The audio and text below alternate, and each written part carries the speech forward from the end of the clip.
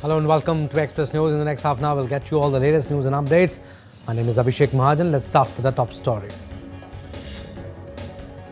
President Draupadi Murmu on Wednesday received credentials from envoys of Trinidad and Tobago, Austria and USA at Rashtrapati Bhavan, bolstering diplomatic relations. Pongal is being celebrated across the world. Prime Minister Modi on Wednesday attended the celebrations at the residence of Union Minister of State L. Murugan in New Delhi. The PM performed puja and added rice to the boiling Pongal pot as a symbolic gesture signifying prosperity and offered prayers as devotional chants echoed all around.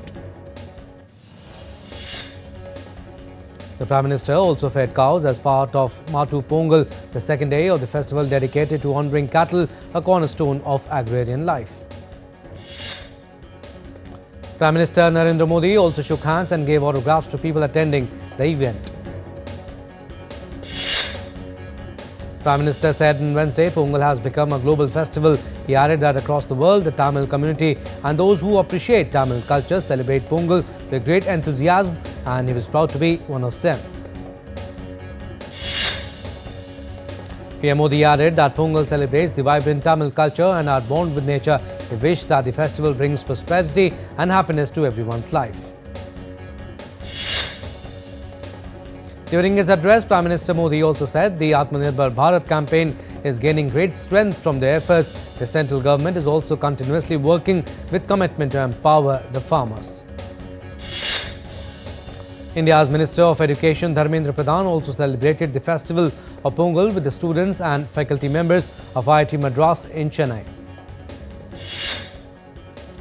INSV Kaundinya, the Indian Navy's stitched sailing vessel, docked in Oman's Port Sultan Qaboos, Muscat, after completing her maiden overseas voyage from Port Bandar, Gujarat on Wednesday. INSV Kaundinya is named after the legendary mariner Kaundinya, who is believed to have sailed from India in Southeast Asia in ancient times.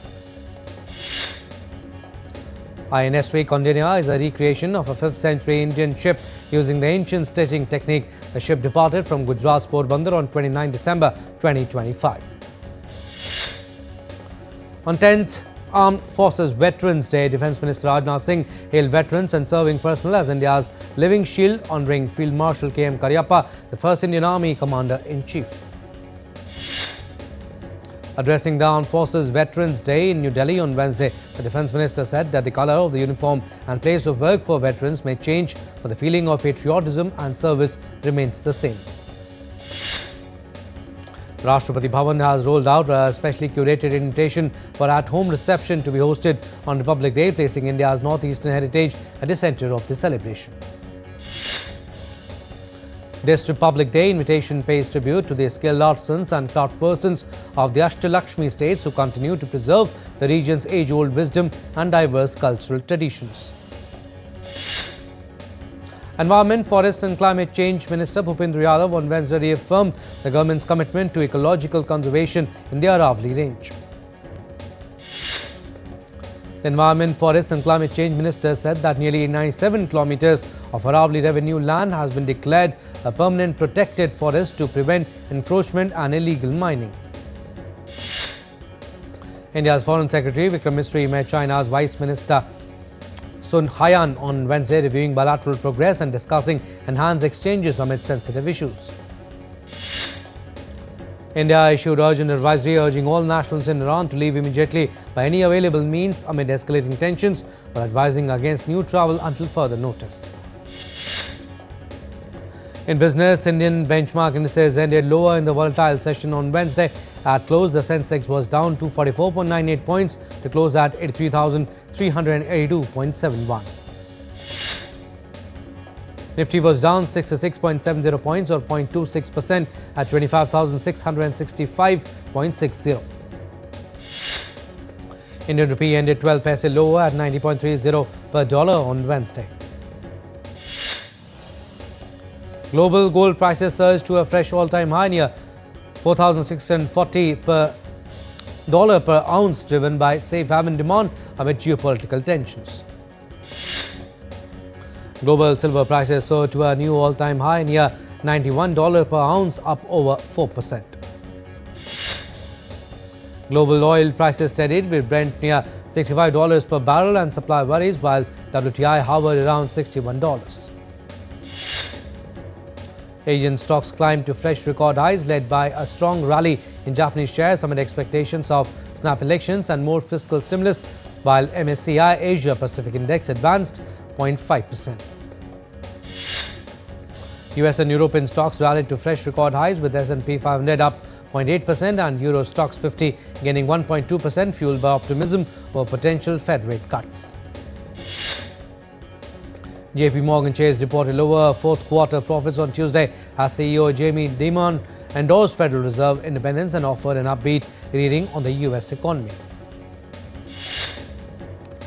The giant US bank has reported $13 billion in profits, down 7% from the year-ago period following a $2.1 billion hit connected to the resumption of the Apple credit card, replacing Goldman Sachs.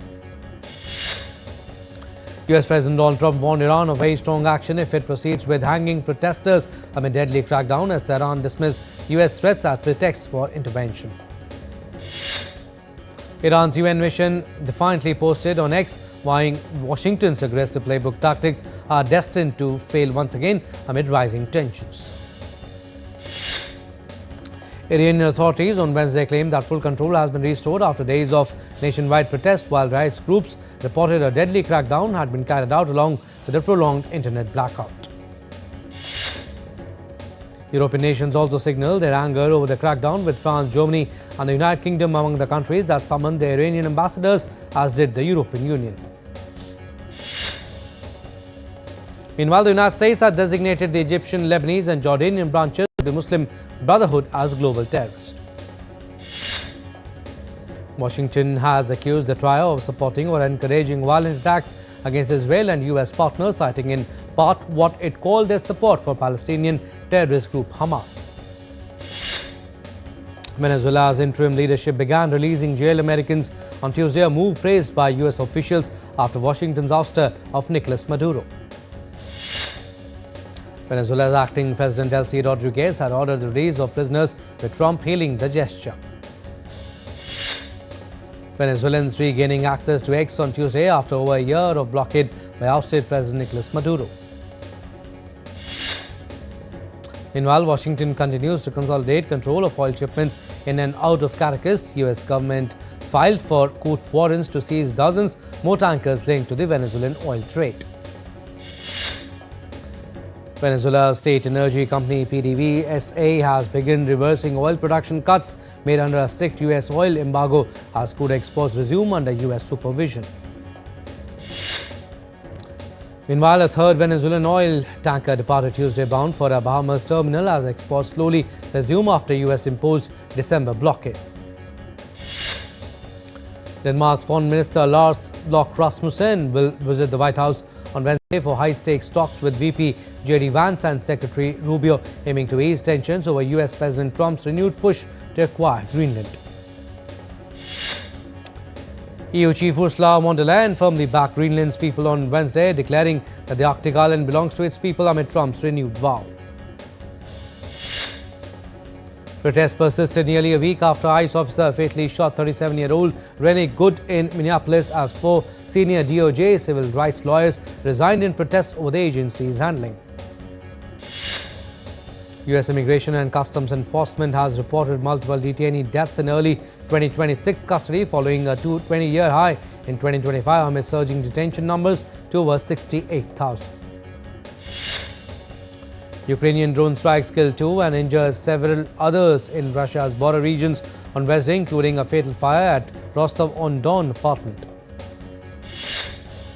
White House envoy Steve Witkoff and Jared Kushner are reported to be planning a trip to Moscow this month to meet Russian President Vladimir Putin, though timing remains fluid amid Iran unrest.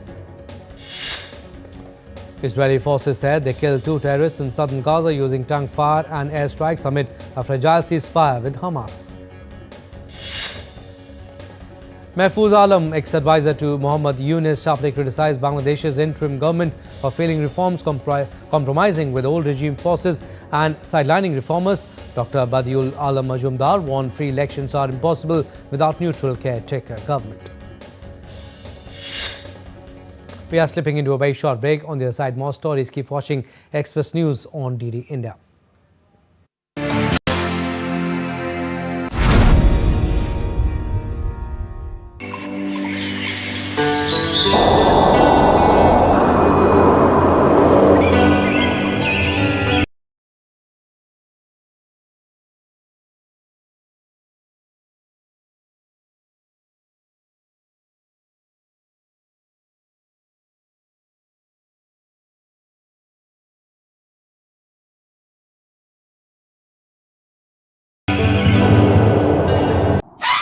स्वागत आहे to magnetic Maharashtra.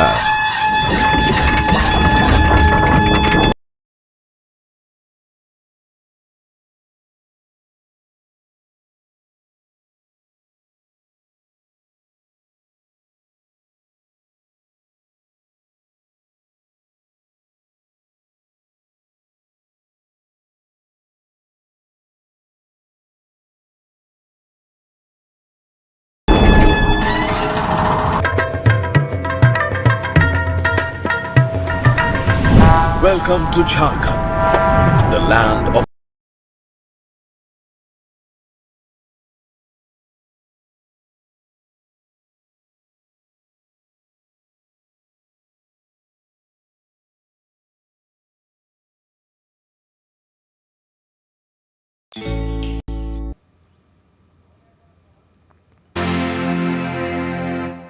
Welcome back. You're watching Express News on DD India. I'm Abhishek Mahajan. Let's resume. Himachal Pradesh is predicted to see an end to its prolonged dry spell as light rain or snowfall is forecast in higher reaches starting Thursday. Kashmir continues to reel under an intense cold spell as Srinagar recorded a minimum of -4.9 degrees Celsius, while temperatures at Srinagar airport dropped further to -5.2 degrees Celsius. Jammu woke up to dense fog and intense cold with temperatures settling at 3.8 degrees Celsius, while Pulwama emerged as one of the coldest spots in the valley at -6.6 degrees Celsius.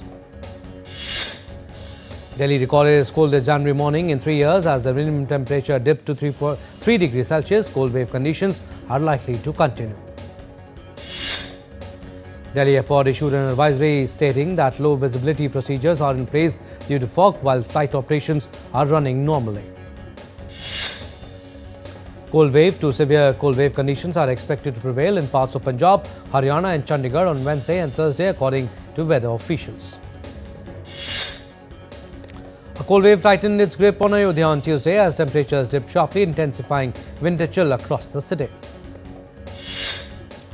Favourable weather conditions are now supporting the withdrawal of the monsoon from Tamil Nadu, Puducherry and coastal Andhra Pradesh, though isolated rain is likely in Kerala and island territories. Isolated pockets of dense fog are expected over Sikkim, Assam and Meghalaya in the coming days, potentially reducing visibility and disrupting normal activities. The world recorded its third warmest year ever, with the last 3 years being the hottest on record, according to European climate data. Average global temperature stayed above 1.5 degrees Celsius for 3 straight years, crossing a critical climate threshold, scientists warned about. Strong winds and rain battered Gaza as a low-pressure system damaged hundreds of temporary tents, especially near the Gaza seaport. 3 members of a displaced family were killed after a war-damaged wall collapsed onto their tent in central Gaza. UN warns harsh weather is intensifying the crisis. Severe snowfall and blizzard conditions hit Turkey's most province, reducing visibility to near zero and closing roads to 238 villages. Heavy rain triggered landslide in Peru's Junin region, buried a truck early Tuesday, dropping a family. Local authorities have launched search and recovery operations. Pongal celebrations began throughout Tamil Nadu as students marked the harvest festival with folk dances, music, traditional games and special cultural programs in schools and colleges. Preparations picked up for Avanyapuram Jallikattu in Madurai as the 4-day Pongal festival approached. Government officers and foreign nationals also joined celebrations, reflecting unity and cultural pride. Makar Sankranti is being celebrated across India with diverse traditions and vibrant rituals. From kite flying in Gujarat to Lodi bonfires in Punjab and Haryana, families mark harvest festivities and togetherness. Devotees took holy dips in rivers across North India, offering prayers to the sun god for renewal and prosperity. In the south, Pongal festivities featured columns and traditional dishes, thanking the sun, cattle and land, reflecting India's unity in diversity. Dehradun's Doon Government Hospital has introduced a QR code system allowing patients to get tokens via an app or on-site, reducing long waits. Officials plan to digitize records for doctors through the Ayushman Bharat health account. Animals at Rio de Janeiro's Biopark Zoo were given special frozen snacks to cope with summer heat, with monkeys enjoying fruit popsicles and jaguars receiving blood-based ice treats prepared under expert care. A 2,000-year-old Roman house on Palatine Hill in Rome is now accessible through virtual guided tours, letting visitors explore ancient mosaics and frescoes safely while preserving the fragile site. Mongolia has launched the EFF ECTA AI-powered English training project involving over 10,000 students, teachers and civil servants. A cafe in Vietnam's Ho Chi Minh City offers quiet, office-like spaces for studying, work and workshops. The cafe model focuses on productivity while maintaining stable revenue year-round.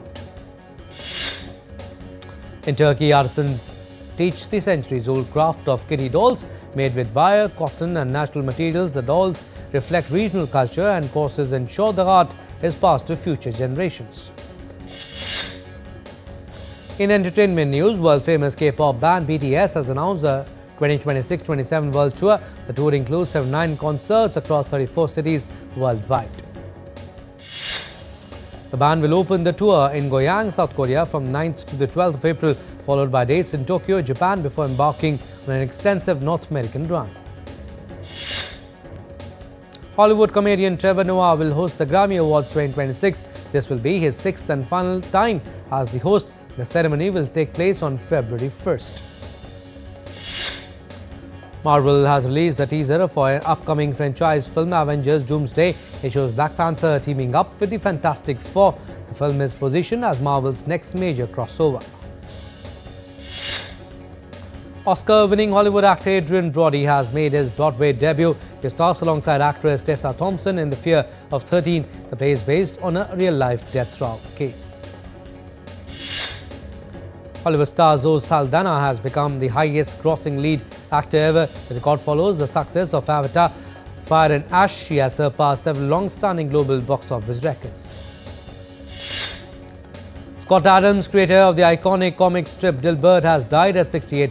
He shaped global workplace attire for over 3 decades.